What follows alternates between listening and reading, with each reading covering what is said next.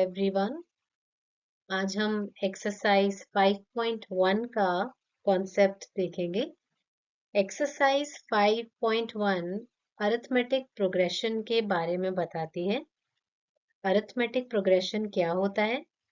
Arithmetic progression numbers का एक ऐसा अरेंजमेंट होता है जिसमें काफी सारे नंबर्स लाइन से लिखे हुए होते हैं और उनके बीच में कॉमास के साइन होते हैं और उनको अरिथमेटिक प्रोग्रेशन इसलिए कहते हैं क्योंकि अगर हम किन्हीं भी दो लगातार आने वाले नंबर्स का सब्ट्रैक्शन करेंगे यानी डिफरेंस निकालेंगे तो वो डिफरेंस हमेशा सेम आएगा। ऑलराइट, इसको थोड़ा सा और अच्छे से समझने के लिए हम एक्सरसाइज 5.1 का क्वेश्चन नंबर 1 लेते हैं, जिसमें कहा है in which of the following situations does the list of numbers involved make an arithmetic progression and why. First part है the taxi fare after each kilometre when the fare is rupees 15 for the first kilometer and rupees 8 for each additional kilometer. Let's start. Question में हमें कहा है कि आपको ये identify करना है कि जो वर्ड में यहाँ पे प्रॉब्लम लिखी हुई है वो एक अरिथमेटिक प्रोग्रेशन है या नहीं और रीजन भी दें। तो क्वेश्चन में हमें कहा है the fair is ₹15 for the first kilometre, यानी पहले किलोमीटर के लिए 15 रुपीज फेयर हमें पे करना है। तो इस 15 रुपीज को मैं फर्स्ट प्लेस पे लिख लेती हूँ क्योंकि बेसिकली हमें नंबर्स का एक अरेंजमेंट लिखना है जिसमें पहला नंबर, दूसरा नंबर, तीसरा नंबर, ऐसे हमें आइडेंटिफाई करना है कि कौन कौन से नंबर कौन कौन से प्लेसेस पे लिखे जाएंगे। अब ये जो प्रॉब्लम है ना, इसमें फर्स्ट किलोमीटर के लिए 15 रुपीज चार्ज हो रहा है, तो 15 फर्स्ट प्लेस पे आएगा। उसके बाद नेक्स्ट किलोमीटर से 8 रुपीज ऐड होते जा रहे हैं, राइट? तो अगर हमें दूसरे किलोमीटर पे जाना है तो हमें इस 15 में 8 ऐड करना होगा। Let's do that.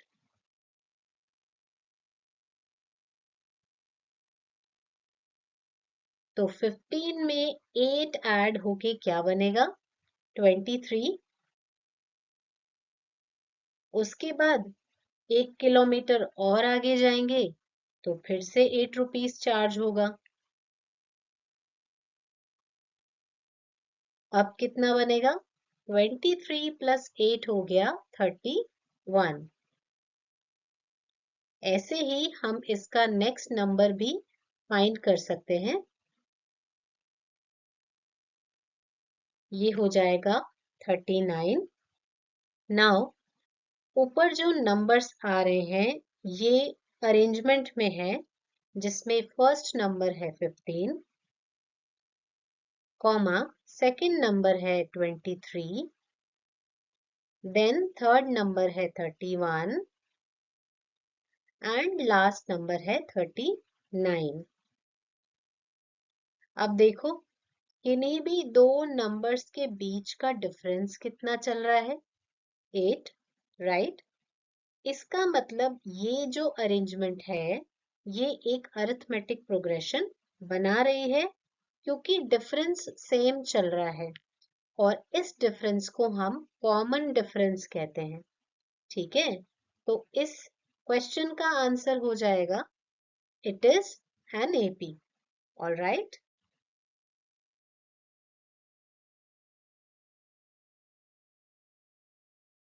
Second question है the amount of air present in a cylinder when a vacuum pump removes 1/4 of the air remaining in the cylinder at a time. अब इस क्वेश्चन में बात हो रही है the amount of air present in a cylinder, right? Cylinder में कितनी air present होगी ये किस चीज को बताता है? सिलेंडर की कैपेसिटी को, राइट? या फिर सिलेंडर के वॉल्यूम को? सिलेंडर या किसी भी सॉलिड के वॉल्यूम की डेफिनेशन यही होती है कि उस सॉलिड में कितनी एयर की क्वांटिटी होल्ड हो सकती है, उस सॉलिड की कैपेसिटी कितनी है, right? So the amount of air present in a cylinder, ये फाइंड करने के लिए हमें सिलेंडर का वॉल्यूम लेट करना है. So volume of cylinder is V. अब यहां कहा है कि वैक्यूम पंप रिमूव करता है 1/4 of the air remaining in the cylinder. Cylinder के साथ वैक्यूम पंप अटैच किया हुआ है और सिलेंडर में जितनी भी हवा एक बार में भरी हुई है उसका 1/4 हिस्सा ये वैक्यूम पंप रिमूव कर देता है एक बार में. आप दोबारा लगाओगे तो बची हुई एयर का 1/4 फिर से रिमूव कर देगा. ऑलराइट, तो इनिशियली हमारे पास में V एयर थी, यानी टोटल सिलेंडर भरा हुआ था, V वॉल्यूम था. अब जब हमने वैक्यूम पंप अटैच करा तो इस V का 1/4 रिड्यूस हो गया. क्या बनेगा? V minus V/4.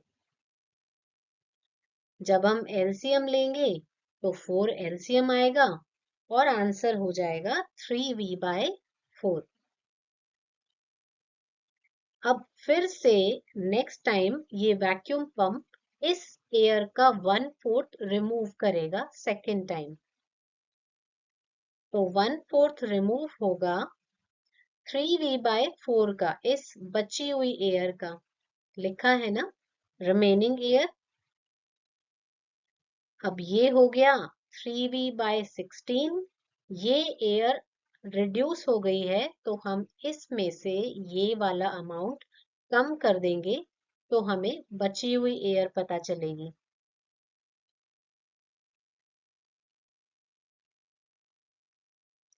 अब इसमें भी आप एलसीएम ले सकते हैं. 16 इसका एलसीएम आएगा और जब आप इसे सॉल्व करेंगे तो आपके पास आंसर आएगा 9V/16. किसी भी अरिथमेटिक प्रोग्रेशन को आइडेंटिफाई करने के लिए कम से कम 3 टर्म्स चाहिए होती हैं. उसके बाद आपकी इच्छा है आप 4th टर्म 5th टर्म भी फाइंड कर सकते हैं. नाउ यहाँ पे कॉमन डिफरेंस आ रहा है -V/4 और यहाँ कॉमन डिफरेंस आ रहा है -3V/16, जो कि सेम नहीं है. और हमने क्या कहा था कि नंबर्स का जो अरेंजमेंट है उसमें जो डिफरेंस हम फाइंड करते हैं वो सेम रहना चाहिए. तो नंबर्स का अरेंजमेंट ये है और इनमें दो लगातार आने वाली टर्म्स में डिफरेंस सेम नहीं रह रहा है, इसलिए ये एक एपी नहीं बन सकती. बस दैट्स इट. प्लीज मेरे चैनल को सब्सक्राइब कीजिए और जिन लोगों को इस वीडियो की जरूरत है उनके साथ में शेयर कीजिए. Thank you so much for watching.